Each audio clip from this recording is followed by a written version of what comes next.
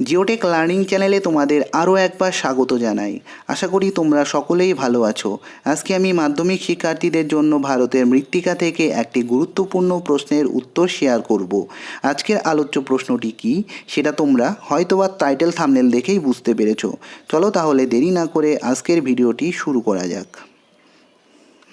দেখো, ভারতের মৃত্তিকা থেকে একটি গুরুত্বপূর্ণ প্রশ্ন হলো ভারতের পলিমৃত্তিকা ও কৃষ্ণ মৃত্তিকার বন্টন ও বৈশিষ্ট্য আলোচনা করো, অথবা ভারতের বিভিন্ন প্রকার মৃত্তিকার শ্রেণীবিভাগ করো এবং যে কোনো দুটি মৃত্তিকার বন্টন ও বৈশিষ্ট্য লেখো।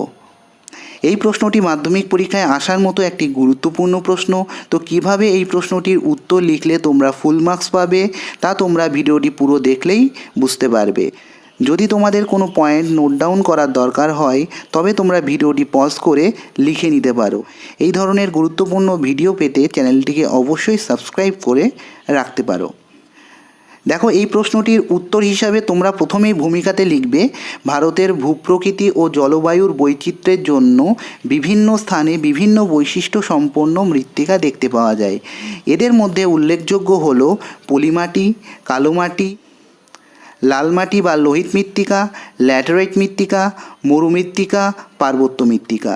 নিচে পলিমাটি ও কৃষ্ণ মৃত্তিকার বন্টন ও বৈশিষ্ট্য আলোচনা করা হলো। এরপর তোমরা প্রথম পয়েন্ট করবে পলিমাটি লিখে। তো এর মধ্যে তোমরা লিখবে ভারতের প্রধান মাটি হলো পলিমাটি। দেশের প্রায় 15 লক্ষ বর্গ কিমি এলাকা জুড়ে এবং প্রায় 46% স্থানে এই মাটি দেখা যায়। এরপর তোমরা পয়েন্ট করবে ভৌগোলিক বন্টন। তো ভৌগোলিক বন্টনের মধ্যে তোমরা লিখবে সিন্ধু, গঙ্গা, ব্রহ্মপুত্র সমভূমি, দক্ষিণ ভারতের নদী অববাহিকা ও বদ্বীপ অঞ্চলে এবং ভারতের পূর্ব ও পশ্চিম উপকূলে এই মাটি লক্ষ্য করা যায়। এরপর তোমরা ভারতের একটি মানচিত্র এঁকে কোথায় কোথায় এই মাটি দেখা যায় সেটা ইন্ডিকেট করবে। এরপর তোমরা বৈশিষ্ট্য বলে পয়েন্ট করবে। তো এর মধ্যে প্রথম বৈশিষ্ট্য তোমরা লিখবে নদীবাহিত পলি, বালি, কাদা সঞ্চিত হয়ে পলি মাটির সৃষ্টি হয়। দ্বিতীয় বৈশিষ্ট্য তোমরা লিখবে এই মাটি সূক্ষ্ম পলি ও খনিজ কণার সমন্বয়ে গঠিত। 3 নম্বর বৈশিষ্ট্য লিখবে সুষম গ্রথনের জন্য জলধারণ ক্ষমতা খুব বেশি। 4 নম্বর বৈশিষ্ট্য লিখবে এই মাটি ফসফরাস, পটাশিয়াম ও চুন জাতীয় পদার্থে সমৃদ্ধ হওয়ায় অত্যন্ত উর্বর হয়। এরপর 5 নম্বর বৈশিষ্ট্য লিখবে পলিমাটিতে নাইট্রোজেন ও জৈব পদার্থের ঘাটতি দেখা যায়। এরপর তোমরা 6 নম্বর বৈশিষ্ট্য লিখবে গঙ্গা সমভূমির নবীন পলিমাটি খাদার এবং প্রাচীন পলিমাটি ভাঙ্গর নামে পরিচিত। 7 নম্বর বৈশিষ্ট্য লিখবে নবীন পলিমাটি উর্বর এবং প্রাচীন পলিমাটি অপেক্ষাকৃত অনুর্বর প্রকৃতির হয়। 8 নম্বর বৈশিষ্ট্য লিখবে খাদার মাটির রং ধূসর বর্ণের এবং ভাঙ্গর মাটির রং গাঢ় ধূসর বর্ণের হয়। 9 নম্বর বৈশিষ্ট্য লিখবে পলিমাটি অপরিণত হওয়ায় মাটির স্তরগুলি সুস্পষ্ট ও সুগঠিত নয়। 10 নম্বর বৈশিষ্ট্য লিখবে গঠন অনুযায়ী নবীন পলিমাটি 3 প্রকার, যেমন বেলে মাটি, এঁটেল মাটি ও দোআঁশ মাটি। 11 নম্বর বৈশিষ্ট্য তোমরা লিখবে পলিমাটির জল ধারণ ক্ষমতা বেশি। 12 নম্বর বৈশিষ্ট্য লিখবে মাটি গভীর হয় এবং মাটির গভীরতা সর্বত্র একই হয় না।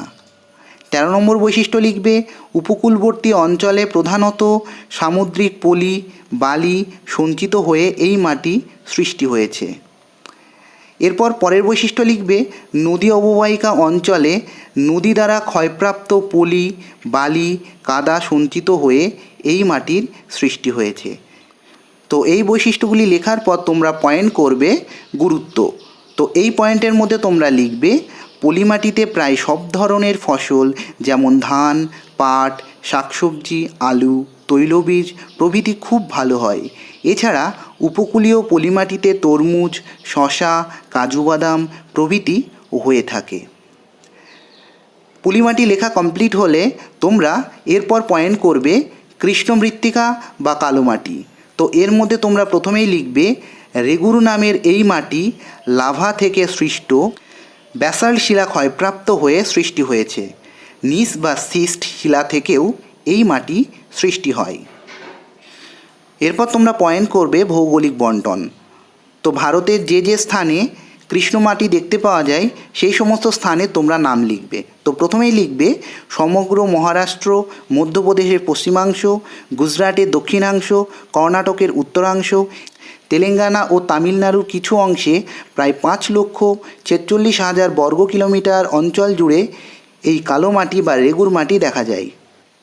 এরপর তোমরা ভারতের মানচিত্র অঙ্কন করে ভারতের কোথায় কোথায় এই কৃষ্ণ মৃত্তিকা দেখতে পাওয়া যায় তার একটা ছবি দিয়ে দেবে। এরপর তোমরা পয়েন্ট করবে বৈশিষ্ট্য। তো এই মাটির বৈশিষ্ট্যগুলি তোমরা পরপর এইভাবে লিখতে শুরু করবে। তো 1 নম্বর বৈশিষ্ট্য লিখবে ব্যাসাল্ট শিলা ক্ষয়প্রাপ্ত হয়ে এই মাটির সৃষ্টি হয়েছে। 2 নম্বর বৈশিষ্ট্য লিখবে টাইটানিয়াম অক্সাইডের পরিমাণ খুব বেশি থাকায় এই মাটির রং কালো, তাই স্থানীয় নাম রেগুর মাটি, অনেকে কৃষ্ণ মৃত্তিকাও বলে থাকে। 3 নম্বর বৈশিষ্ট্য লিখবে কাদা ও পলির ভাগ বেশি থাকে বলে এই মাটির জলধারণ ক্ষমতা খুব বেশি।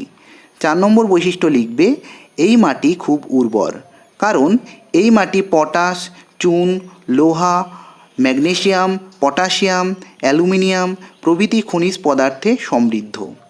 5 নম্বর বৈশিষ্ট্য তোমরা লিখবে এই মাটি জলে ভিজলে অত্যন্ত আঠালো প্রকৃতির হয় এবং শুকিয়ে গেলে ফাটলের সৃষ্টি হয়।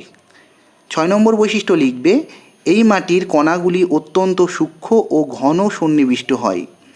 7 নম্বর বৈশিষ্ট্য লিখবে এই মাটিতে মন্টমোরিলোনাইট জাতীয় কাদার পরিমাণ বেশি থাকে। 8 নম্বর বৈশিষ্ট্য লিখবে এই মাটিতে নাইট্রোজেন, ফসফরিক অ্যাসিড ও জৈব পদার্থের পরিমাণ কম থাকে। 9 নম্বর বৈশিষ্ট্য তোমরা লিখবে এই মাটি খাদ্যধর্মী। 10 নম্বর বৈশিষ্ট্য লিখবে এই মাটিতে তুলো চাষ খুব ভালো হয় বলে একে তুলো মাটিও বলা হয়। 11 নম্বর বৈশিষ্ট্য লিখবে এই মাটির আয়ন বিনিময় ক্ষমতা বেশি। বৈশিষ্ট্য লেখা কমপ্লিট হলে এরপর তোমরা পয়েন্ট করবে গুরুত্ব। এই মাটিতে কার্পাস তুলো চাষ সবচেয়ে ভালো হয়। এছাড়া আখ, চীনাবাদাম, তামাক, তৈলবীজ, জোয়ার প্রভৃতি ফসল চাষ করা হয়। এইভাবে তোমরা পুরো নোটটাকে লিখলে আশা করি তোমরা ফুল মার্কস পেয়ে যাবে। তো আজকের আলোচনা এই পর্যন্তই। আলোচনাটি কেমন লাগলো সেটা তোমরা অবশ্যই কমেন্ট করে জানাতে পারো। যদি তোমাদের কোনো নোটসের দরকার হয় সেটাও তোমরা কমেন্ট করে জানাতে পারো। আমার চ্যানেলে নতুন এসে থাকলে অবশ্যই চ্যানেলকে সাবস্ক্রাইব করে নাও, কেননা এই ধরনের আলোচনা তোমরা শুধুমাত্র এই চ্যানেলেই পেয়ে থাকবে। দেখা হচ্ছে পরবর্তী একটি নতুন ভিডিওর সাথে।